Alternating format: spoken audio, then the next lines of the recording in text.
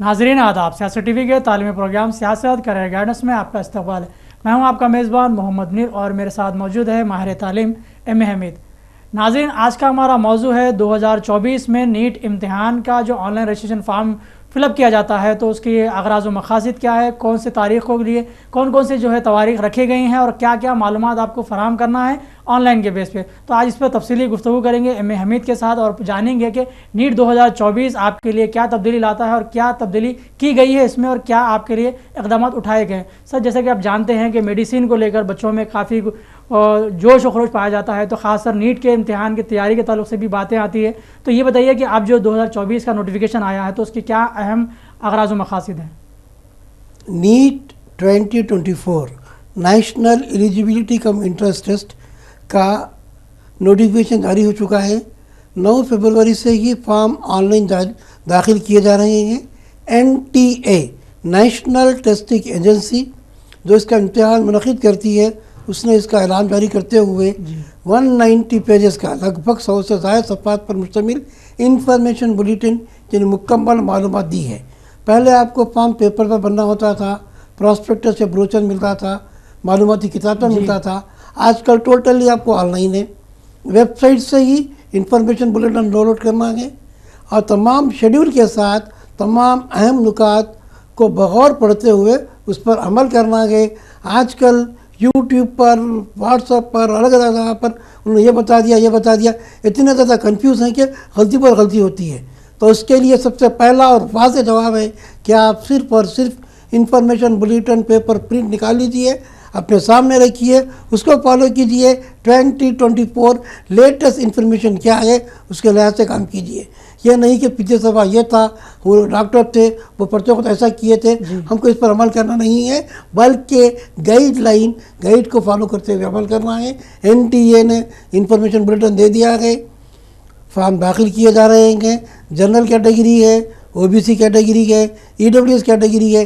Categories पर भी confuse ना हो। बाज़ दफ़ा ऐसा होता है कि एक कैंडिडेट जनरल आता है और बाद में BCE में आता है, तो जनरल के लिए हो जाएगा, BCE में उसके मिनिमम मार्क्स कम हो जाएंगे, तो क्या वो कंफ्यूज होगा। ये मरहला दूसरा शुरू होता है जब काउंसलिंग होती है। सर, हम अक्सर देखते हैं हर साल जो तब्दीली की जा रही है तो इसके साथ इंफॉर्मेशन बुलेटिन भी दिया जाता है, तो उसको देखने का ख़ास तरीक़ा क्या होगा? हाँ, ये देखिए, एक होती है इम्पॉर्टेंट पॉइंट्स। इम्पॉर्टेंट पॉइंट पर है कि वेबसाइट पर अपडेट करते रहेंगे, वेबसाइट को आप देखना है अगर कुछ चेंजेस करना है जी। तो ये आपको दिया गया जुमले में नोटिफिकेशन में खुला है कि बाज़ दफ़ा लिखा कि वो आइंदा आपको कुछ एडिट ऑप्शन का मौका रहा तो वेबसाइट पर दिया जाएगा। फिर आगे उन्होंने अपने नुकात में लिख दिया है कि इस साल कोई चेंजेस के एडिट के मौके नहीं रहेंगे। इस तरीके से आपको वेबसाइट को अपडेट करते हुए फॉलो करना है। NTA ऑल इंडिया लेवल पर नीट इम्तिहान मुनक़िद करता है, फॉर्म दाखिल किए जाते हैं, आपको रैंक दिया जाता है। हर कैंडिडेट का रैंक अलग अलग होता है, AIR ऑल इंडिया रैंक। फिर आपको मार्क्स एक होने के बावजूद भी हॉल टिकट नंबर अलग होता है। तो कोई भी कैंडिडेट का रैंक और हॉल टिकट नंबर नहीं बदलता, सिर्फ और सिर्फ बदलता है तो आपका स्टेट रैंक, माइनॉरिटी रैंक या कोई और चीज़ बदलेगी। लेकिन जो नीट मार्क्स दे देता है, जो हॉल टिकट नंबर देता है, ये दो फाइनल हैं। तो नाज़रीन, आज हम बात करेंगे 2024 में नीट इम्तिहान लिखने वाले एंट्रेंस की बुनियाद पर, तो वो तलबा तालिबात के लिए अहम मालूमात फराहम करना हमारा मकसद है। तो सर, हम सवाल आपसे ये करते हैं कि नीट हर साल आता है तो तब्दीली के साथ आता है, तो सबसे बड़े जो उठाने जाने वाला कदम है तो वो कौन सा रहेगा? नीट 2024 में जैसा कि सबसे पहले NTA ने एक अलग वेबसाइट दिया है, पहले आप उसके वेबसाइट को देख लें। चूँकि नीट NTA है, NTA का वेबसाइट अलग है, नीट का वेबसाइट अलग होता। बाद दफ़ा फॉर्म सबमिट करना, पेमेंट करना, हार्ड टिकट को डाउनलोड करना, अलग अलग वेबसाइट है। यहाँ पर आपको आपका मोबाइल नंबर भी इम्पॉर्टेंट है, आपका email ID भी इम्पॉर्टेंट है। तो इस दफ़ा नीट 2024 में आप अपना email ID, मोबाइल नंबर भी डालें, उसके लिहाज से फॉर्म दाखिल करें। इंटरमीडिएट BPC अब जो पढ़ रहे हैं, इम्तिहान जो लिखने जा रहे हैं, CBSE हो, ICSE हो या इंटरमीडिएट BPC के हो या ब्रिज कोर्स के हो, वो अपना कोड नंबर डालते हुए फॉर्म दाखिल करें। 9 मार्च आखिरी तारीख दी गई है। अप्रैल के चौथे हफ्ते में हॉल टिकट आएगा जिसको हम एडमिट कार्ड कहते हैं, और 5 मई को मुल्की सतह पर 2 बजे से 5:20 तक नीट इम्तिहान होगा, जिसके ज़रिए जैसा कि मिस्टर मुरी ने बार बार कहा है, नीट के लिए जो जोशो खरोश है वो नीट इम्तिहान नहीं बल्कि नीट एक ऐसा इम्तिहान है जो बच्चे का टर्निंग पॉइंट होता है। वहाँ से बच्चे डॉक्टर बनते हैं, MBBS जो किसी का भी ख्वाहिश होती है कि वो डॉक्टर बने, उस नीट के ज़रिए एडमिशन होता है।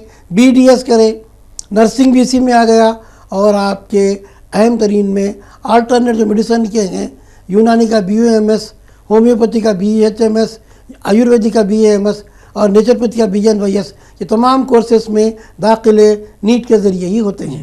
सर, नीट के लिए दाखिले की बात हम कर रहे हैं तो ऑनलाइन जो पोर्टल है तो उसका जो है जायज़ा लेकर कैसे हम मालूमात को जो है फराहम कर सकते हैं, क्या सेव मोड पर रख सकते हैं उसे? हाँ, देखिए यहाँ पर फॉर्म को ऑनलाइन दाखिल करना है, फ़ीस भी ऑनलाइन भरना है। ई-सेवा पर जा रहे हैं, किसी से हेल्प कर रहे हैं, आप क्या कर रहे हैं, आप उसकी पूरी पहले पढ़ लीजिए, देखिए। चूँकि इम्तिहान ऑनलाइन नहीं ऑफलाइन है, लेकिन फॉर्म आपको ऑनलाइन दाखिल करना है, फ़ीस भी ऑनलाइन दाखिल करना है, हॉल टिकट भी आपको डाउनलोड करना है। ऐसे मरहले में ज़रूरत इस बात की है कि आप तमाम चीज़ों से वाकिफ़ हो जाएँ। अगर कोई ई-सेवा वाला गलती करेगा तो उसकी सज़ा ई-सेवा को नहीं मिलती, स्टूडेंट को मिलती है, क्योंकि स्टूडेंट की सिग्नेचर होती है, स्टूडेंट की फ़ोटो होती है, समझा जाता है कि कैंडिडेट ने ये फॉर्म भरा है, कोई और नहीं। नाज़रीन, देखा आपने कि एम हमीद ने वाज़े कर दिया है कि ऑनलाइन रजिस्ट्रेशन जब इन्फॉर्मेशन आप देते हैं तो उसके लिए एडिट का ऑप्शन नहीं है। जो आप इन्फॉर्मेशन फराहम करते हैं या अपलोड करते हैं वही आपको फाइनल रिजल्ट में मालूम होगी। लेकिन सबसे पहले सवाल हम ये भी कर सकते हैं सर, जैसे कि आपने बताया कि वन टाइम रजिस्ट्रेशन करवाया जाता है तो खाली जो भी इन्फॉर्मेशन दी जाती है वो लास्ट टाइम तक रहती है, तो क्या उसके लिए चेकलिस्ट नहीं बना सकती? हाँ, इसीलिए हमने आगाज़ में आपके सामने इंफॉर्मेशन बुलेटिन मालूमाती किताबचे की बात की है। उसमें आप चेकलिस्ट देख लें, क्या क्या रिक्वायरमेंट है, फ़ोटो कितनी होनी चाहिए, सिग्नेचर कैसी हो, फिंगरप्रिंट्स क्या हो, डॉक्यूमेंट क्या क्या रिक्वायरमेंट है, एज क्या है, कोड नंबर क्या है, सिटी का कोड क्या है, सेंटर का कोड क्या होगा, कैटेगरी का कोड क्या होगा, ये तमाम चीज़ें जैसा कि आपने बताया चेक लिस्ट में पहले लिख लें, उसके लिहाज से डालेंगी तो आपको तकलीफ ना होगी, ना ही कोई गलती होगी। तो सर, इससे ऐसा भी हो सकता है जैसे कि हम अब ऑनलाइन पे जब कभी जा रहे हैं तो अगर हमसे गलती हो जाए या फिर मी सेवा जो अप्लाई करते हैं जहाँ पर हम फॉर्म फिलअप या कंप्यूटर ऑपरेटर से गलती हो जाए तो उसका जो है खमियाजा हमें भुगतना पड़ता है, तो ये चेकलिस्ट हमारे लिए फ़ायदेमंद भी साबित होगी बल्कि हमारे लिए एक दस्तावेज़ी की हैसियत रखती है।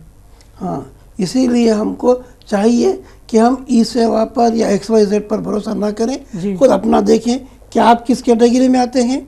क्या आपके पास BCE है तो आप जनरल में डालेंगे या BCE में डालेंगे या OBC में डालेंगे या फिर EWS में डालेंगे। आप फ़ी का भी चेक करें। उसके बाद आपके सर्टिफिकेट के साथ साथ जो चीज़ आप डाल रहे हैं वो यहाँ पर सिर्फ इंफॉर्मेशन दे रहे हैं, लेकिन जब आपकी काउंसलिंग होगी, काउंसलिंग से पहले जो कैटेगरी कंसिडर की जाएगी उस पर आपका दाखिला होगा, वो कैटेगरी में आपको माना जाएगा। तो यहाँ पर मैं नाज़रीन को वाज़ेह तौर पर कहता हूँ कि NTA सिर्फ इम्तिहान मुनक्किद करता है, ऑल इंडिया का रैंक देता है और आपको मार्क्स देता है, लेकिन एडमिशन कैटेगरीज जैसे हमारे पास तेलंगाना में एक बहुत बड़ा सवाल, ख़ास तौर पर मैं मुस्लिम माइनॉरिटी के तलबा से कहूँगा, OBC है, क्या हम OBC डालेंगे सर, या हम BCE है लेकिन हमारा नाम OBC लिस्ट में नहीं है, लेकिन हम BCE में आते हैं, हम जनरल में डालें या OBC में डालें। यहाँ पर हम हर साल देख रहे हैं, पिछले कई सालों से देख रहे हैं, बाज़ तलबा जनरल में डालते हैं, बाज़ तलबा OBC में डालते हैं, गर्चे के वो OBC की लिस्ट में नहीं है, लेकिन जब यहाँ पर उनको BCE की बात आती है और BC में OBC में परसेंटाइल क्वालिफाइंग मार्क्स का कम होता है, वो B कैटेगरी C कैटेगरी में एडमिशन लेते हैं, तो उनको BCE से ये फ़ायदा होता है कि वो कम मार्क्स लगाकर भी क्वालिफाई होते हैं। यकीनन बड़ा अच्छा जवाब है आपके लिए कि रिजर्वेशन कैटेगरीज में आप डिवाइड करें तो जो आपके इख्तियारात में है, जो आप हैसियत रखते हैं तो उसी का इंतखाब करें, बल्कि दूसरे कैटेगरी को आप इंतखाब करेंगे तो वो मसाइल का आप शिकार हो सकते हैं, कई मसाइल में भी उलझ जा सकते हैं और इसी वजह से आपके नताइज पर भी जिसका असर होता है। सर, आपने दौरान गुफ्तगू बताया कि एज फैक्टर और दूसरा जो है फ़ी स्ट्रक्चर को लेकर, इस बारे में देखिए, फ़ी की बात सिर्फ 100 रुपये कम की है। जनरल कैटेगरी की फ़ीस अगर 1700 होगी, OBC की फ़ीस 1600 होगी, 100 रुपये के चक्कर में ना जाए। लेकिन बात जो उम्र की गई है, इस बार जिसकी भी एज 31 दिसंबर 2007 से पहले की होगी, बिफोर 37 की, वो एलिजिबल रहेंगे। अगर 2007 में कोई भी मंथ रहा तो वो एलिजिबल होते हैं, 2008 के लोग एलिजिबल नहीं होते।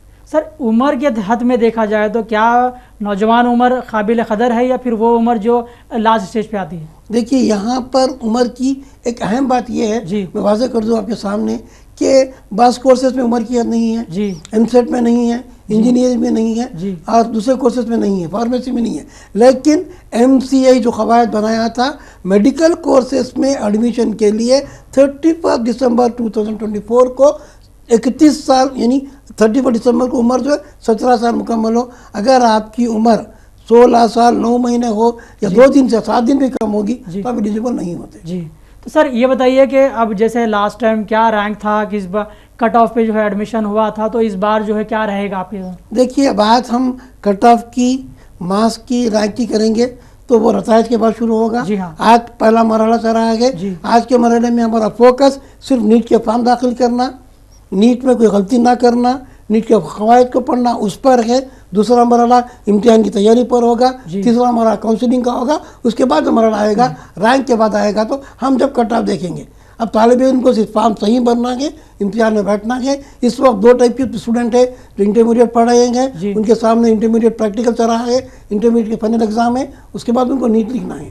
सर मेरे सवाल का बुनियाद ये था कि जब हम फॉर्म सबमिट करते हैं तो हमारी पढ़ाई भी जो है जारी हो जाती है, क्योंकि फॉर्म सबमिट करने के बाद हम जो है उस तरफ जाते हैं जहाँ पे रैंक हासिल करना है। हाँ, यहाँ पर पता है हमें एक तरफ अगर हम एनालिसिस करके देखें तो बस तलबा ऐसे हैं जो ऑलरेडी इंटरमीडिएट पास हैं। जी हाँ। जिसको नीट लॉन्ग टर्म कहते हैं, रिपीटर कहते हैं, ड्रॉपर कहते हैं। ड्रॉप वो लोग जो हैं अलग कैटेगरी से खाली नीट का फॉर्म भर के तैयारी करते हैं। जैसा कि आपने निशानदेही की है, बताया है कि ऐसे तलबा जो इंटरमीडिएट में पढ़ रहे हैं, इंटरमीडिएट का हॉल टिकट आएगा, इंटर की इम्तिहान लिखना है। अब ये फॉर्म डालते ही उनका कन्फ्यूजन रहता, तो उनके लिए ये मशवरा है कि वो इंटरमीडिएट को भी फोकस करें और अपने टाइम टेबल में, स्टडी प्लान में नीट को भी शामिल रखें। कम से कम 3 घंटे का एक पेपर करें। हमारा ये तजुर्बा है, कोई कैंडिडेट पिछले बचे हुए 3 महीने में अगर रोज़ एक पर्चा करता है और 100 अलग अलग पेपर करेगा PYQ के साथ, तो यकीनी तौर पर उसको इम्तिहान का पर्चा बहुत आसानी से दिमाग में बैठ जाएगा। इवन वो क्वेश्चन नंबर तो बताएगा कि अगर वो क्वेश्चन नंबर 136 है तो वो कहेगा कि ये सेक्शन B का बायोलॉजी का पेपर है, बॉटनी का पेपर है। इस तरीके से दिमाग में आ जाएगा कौन सा क्वेश्चन किस नंबर में आता है। इस तरीके से यहाँ पर तालिब इल्म इंटरमीडिएट पास वाले और इंटरमीडिएट पढ़ने एग्ज़ाम देने वाले दोनों के लिए अलग अलग तरीक़ाकार है स्टडी करने का, प्लान करने का, टारगेट बनाने का। सर ये बताइए कि CBT रहेगा, PBT रहेगा, क्या वेटेज रहेगा? नहीं, यहाँ पर तो बात नेशनल लेवल का एग्ज़ाम है। CBT जो है वो कंप्यूटर बेस्ड टेस्ट तेलंगाना के हैं। जैसा एमसेट EIP सेट हो गया वो कंप्यूटर बेस्ड है। एडिसेट तेलंगाना के तमाम इम्तिहान कंप्यूटर बेस्ड हैं। लेकिन ये नेशनल लेवल का इम्तिहान PBT पेपर बेस्ड टेस्ट, उसको हम OMR बेस्ड कहते हैं। OMR optical mark response sheet है। आपको बबलिंग करना है पेपर पर, एक क्वेश्चन पेपर रहेगा, एक बबलिंग रहेगी, एक पेपर आपको दिया जाएगा OMR शीट का, एक वहाँ पर रहेगा, ट्रांसपेरेंसी रहेगी, आप किसने कितना अटेम्प्ट किया है, कितनी बबलिंग की नहीं। तो ये OMR बेस्ड है। क्वेश्चन पेपर OMR आपको दे दिया जाता है। एक पेपर आप गवर्नमेंट के पास जाता है और उसको भी वो स्कैन कर देते हैं। स्कैनर इसको पेपर करेक्शन करता है। तो लिहाजा तालिब इल्म भी OMR की प्रैक्टिस करें। बाज़ दफ़ा करेक्ट आंसर होता है, क्वेश्चन नंबर 4 का आंसर D लिख दिए लेकिन D की बबलिंग बराबर नहीं की है, तब उनको मार्क्स नहीं मिलते हैं। तो लिहाजा यहाँ पर OMR में अब OMR शीट की भी अच्छी प्रैक्टिस करना, टाइम में करना, वो भी ज़रूरी है। नाज़रीन, हम आज बात कर रहे हैं नीट ऑनलाइन रजिस्ट्रेशन की बात कर रहे हैं, लेकिन मुख्तलिफ सवालात के ज़रिए आपके जहन साजी करने का हमारा मकसद था। तो हम आज बात करेंगे उसी को बुनियाद बनाकर कि ऑनलाइन रजिस्ट्रेशन फॉर्म करने के लिए जो एहतियाती इक़दाम होते हैं, ख़ास तौर पर जो ज़िम्मेदारी होती है वो क्या है, एक मुख्तसर से मशवरे के तौर पर हम लेते हैं। सर बताइए कि आप ऑनलाइन रजिस्ट्रेशन कराने के लिए आपके क्या मशवरे हैं, क्या आगे के मसाइल ना पेश आए हैं बल्कि आसानी से हल हो सके? सबसे पहला मशवरा ये है, एक आप चेकलिस्ट बना लें, अपने तमाम डॉक्यूमेंट अपने सामने रख लें, आधार कार्ड नंबर, मोबाइल नंबर जिस पर OTP आता है, ईमेल आईडी, ये जो बेसिक चीज़ है, जो भी आप अपलोड करेंगे या जिसको भी आप ऑनलाइन सबमिट करेंगे वो आपके पास प्रॉपर हो, कोई मिस्टेक ना हो। बस दफ़ा ये होता है कि अभी मार्क्स नहीं आए, लोग कम मार्क्स डाल देते हैं। हाँ। बस दफ़ा ये होता है कि अभी इंटर के मार्क्स से नहीं आए, वो किसको कम डालते हैं। तो बहुत सारी चीज़ें आपकी जो आती हैं वो बाद में अब क्लियरिंग हो सकती है। आप यहाँ पर मैक्सिमम ये हो कि आपसे कोई गलती ना हो, कोई गलती को दोबारा सुन नहीं सकते, इसीलिए आप पूरा बार कई बार गौर से पढ़िए, उसके बाद ही फॉर्म को भरिए। यकीनन बड़ा अच्छा जवाब है आपके लिए, आपकी रहनुमाई के लिए, बल्कि आपके आगे के जो मसाइल है वो उसको किस तरह हल किया सकता है, जो आपकी इन्फॉर्मेशन है किस तरह दी जा सकती है जो आप देना चाहते हैं। लेकिन इसमें जो है खुदनुमाई ना करें, बल्कि ऐसे तरीक़े इख्तियार ना करें ताकि आप आगे चलकर मसाइल का शिकार हो। मज़ीद कुछ आपको मालूमात होना है तो फ़िलहाल रोज़मर्रा सियासत के जिगर हाल में सुबह 11 था 4 बजे के दरमियान MME से मुलाकात करें, शख्सी तौर पर मालूमात हासिल करें, मशवरे हासिल करें, और नीट लिखने के तरीक़े क्या हैं वो भी आप इनसे ले सकते हैं और अपने मसौल को बेहतर बना सकते हैं। फ़िलहाल मोहम्मद मुनीर को और माहिर तालीम को इजाज़त दें। देखते रहें सियासत TV प्रोग्राम सियासत करियर गाइडेंस। अल्लाह हाफ़िज़।